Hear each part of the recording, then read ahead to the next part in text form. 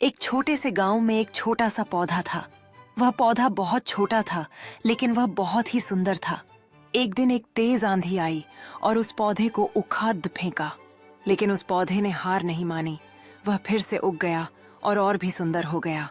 वह पौधा एक प्रेरणा का स्रोत बन गया और गांव के लोगों को यह सिखाया कि जीवन में कभी भी हार नहीं माननी चाहिए।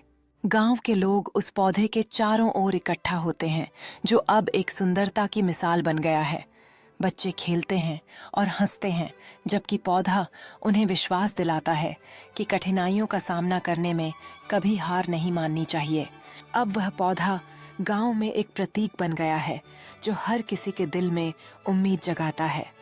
एक बुजुर्ग विलेजर बच्चों को सुनाते हैं कि कैसे उस पौधे ने कठिनाइयों का सामना किया और उन्हें यह सिखाया कि जीवन में हमेशा आगे बढ़ते रहना चाहिए। गांव के लोग उस पौधे से प्रेरित होकर नए पौधों को लगाने के लिए एकजुट होते हैं। वे मिलकर एक सुंदर बगीचा तैयार करते हैं, जो आशा और एकता का प्रतीक बन जाता है। गीता यह रही एक नई कहानी। एक छोटे से गांव की एक छोटी सी लड़की थी, जिसका नाम रिया था। रिया बहुत ही सुंदर और मेहनती थी। वह अपने गांव में एक छोटी सी दुकान चलाती थी, जहां वह अपने गांव के लोगों को सामान बेचती थी। एक दिन रिया को एक बड़ीदा ऑर्डर मिला, जिसमें उसे अपने गांव के लोगों के लिए बहुत सारा सामान लाना था।